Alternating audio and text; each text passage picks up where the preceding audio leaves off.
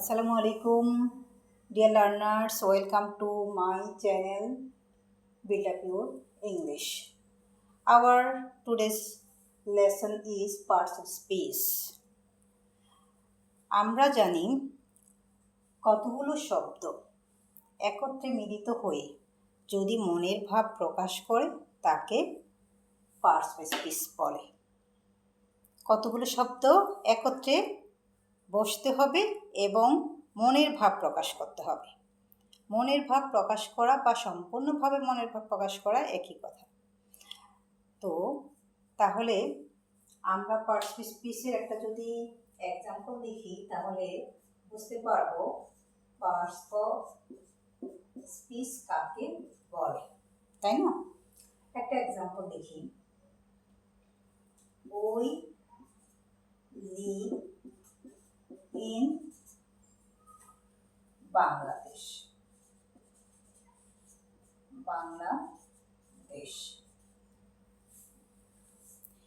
Here কতগুলো ওয়ার্ডস একত্রে মিলিত হলো। উই লিভ ইন বাংলাদেশ, প্রত্যেকটা একটা ওয়ার্ড, এগুলো পাশাপাশি বসলো এবং একটা অর্থ প্রকাশ করলো, আমরা বাংলাদেশে বাস করি। তাহলে এই যে শব্দগুলো একত্রে মিলিত হলো এবং একটা মনের ভাব প্রকাশ করলো তাকে পার্টস অফ স্পিচ বলে। স্পিচ মানে কি? স্পিচ মানে বাক্য, আর পার্টস মানে অংশ। কার অংশ? Of speech. স্পিচের, অফ মানে এর, স্পিচের অংশ। তাহলে এই শব্দগুলো প্রত্যেকটাই একটা পার্টস অফ স্পিচ, মানে বাক্যের অংশ। তাহলে এখানে দেখো, এখানে একটা শব্দ আছে উই, এটা একটা পার্টস অফ স্পিচ, এটার নাম হলো প্রোনাউন। আবার এখানে আরেকটা শব্দ, এটার নাম হলো ভার্ব, বাস করা, ডুইং ওয়ার্ড।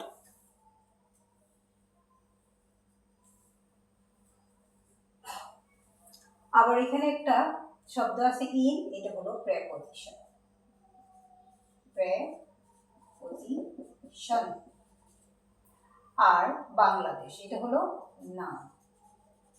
তাহলে এই যে শব্দগুলো একত্রে মিলিত হলো এবং একটা অর্থ প্রকাশ করলো, তাহলে তাই এটাকে পার্টস অফ স্পিচ বলে। তাহলে আমরা বুঝতে পারলাম কতগুলো শব্দ একত্রে মিলিত হলে যে শব্দগুলো মিলিত হয় সেই শব্দগুলোর প্রত্যেকটার একটা একটা নাম আছে। তাহলে এই নামগুলো আমাদেরকে জানতে হবে। তাহলে কতগুলো নাম আছে পার্টস অফ স্পিচের? মোট 8টা নাম আছে, মানে পার্টস অফ স্পিচ 8 প্রকার। তাহলে আমরা বলতে পারি পার্টস অফ স্পিচ কত প্রকার? তাহলে পার্টস অফ স্পিচ কত প্রকার? 8 প্রকার। তাহলে এখন আমাদের জানতে হবে ক্লাসিফিকেশন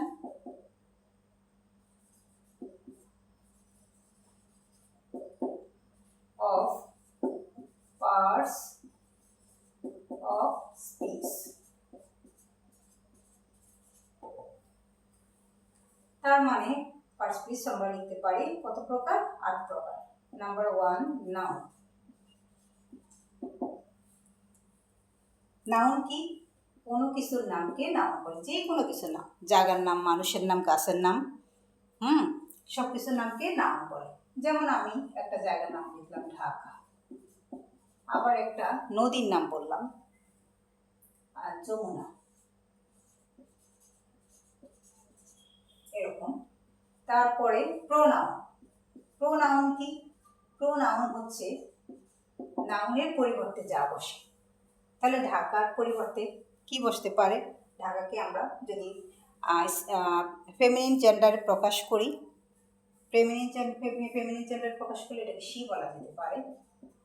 আবার যমুনা, যমুনা এটা হলো প্রমত্ত যমুনা, এটা একটু উত্তাল থাকে, সেটাকে আমরা হি বলতে পারি, অথবা আমরা ইট বলতে পারি, ইহা। তারপর নাম্বার 3, অ্যাডজেক্টিভ। এটাকে অ্যাডজেক্টিভ অথবা অ্যাডজেক্টিভ দুভাবেই তুমি বলতে পারো। অ্যাডজেক্টিভ অ্যাডজেক্টিভ কোনগুলো? নাউন এবং প্রোনাউনের দোষ, গুণ, অবস্থা, পরিমাণ, পরিমাপ, সংখ্যা ইত্যাদি প্রকাশ করলে তাকে যে পার্সপেসিসটা প্রকাশ করে তাকে অ্যাডজেক্টিভ বলে। মানে অ্যাডজেক্টিভের কাজ হলো এই দুইটার অবস্থা বর্ণনা করা, তার দোষ, গুণ, পরিমাণ, সংখ্যা প্রকাশ করা। তাহলে আমরা ধরো বললাম দোষ, প্রথমে আমরা গুণ দিয়ে শুরু করি, গুড। তারপরে বলতে পারি যে গুণ হলে ব্যাড। তারপরে আমরা অবস্থা যদি বর্ণনা করি, অবস্থা কি হতে পারে, যেমন সে কি অবস্থায় আছে, কোনো একটা লোক যদি কোনো একটা অবস্থায় আছে, যেমন স্লিপিং অবস্থায় আছে, সে ঘুমন্ত অবস্থায় আছে, এরকম লিখতে পারে।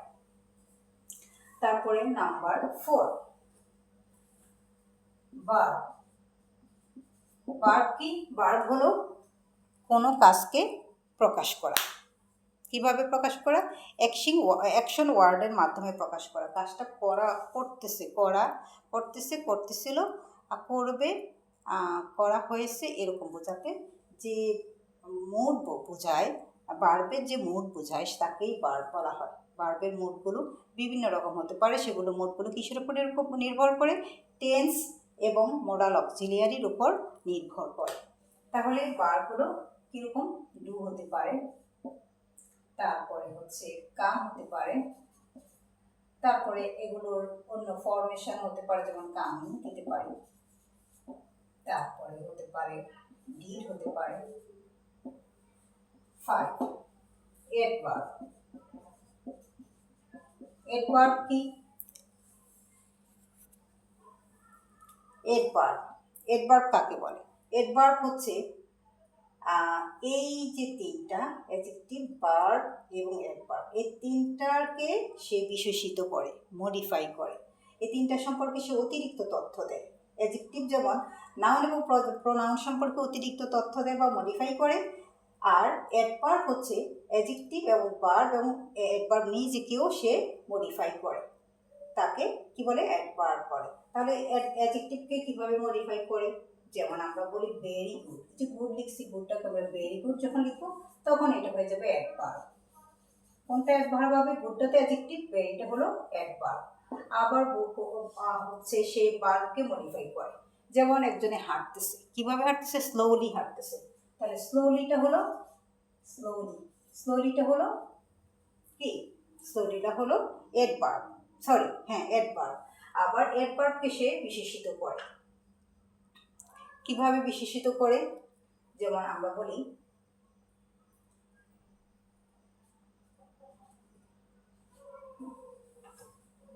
যখন অ্যাডভার্বকে সে বিশেষিত করে তখন তাকে কি বলা হয়?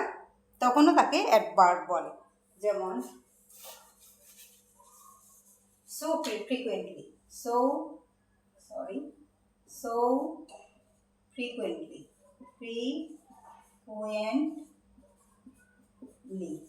তাহলে ফ্রিকোয়েন্টলিটাও অ্যাডভার্ব, এটার আগে আবার একটা সো বসলো, এইটাও অ্যাডভার্ব।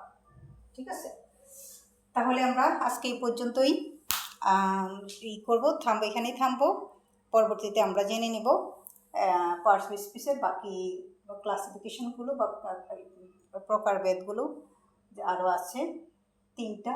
আমরা জেনেছি যে ক্লাসিফিকেশন কত প্রকার, পার্সপেসিসের কতগুলো ভাগ আছে, 8টা ভাগ আছে।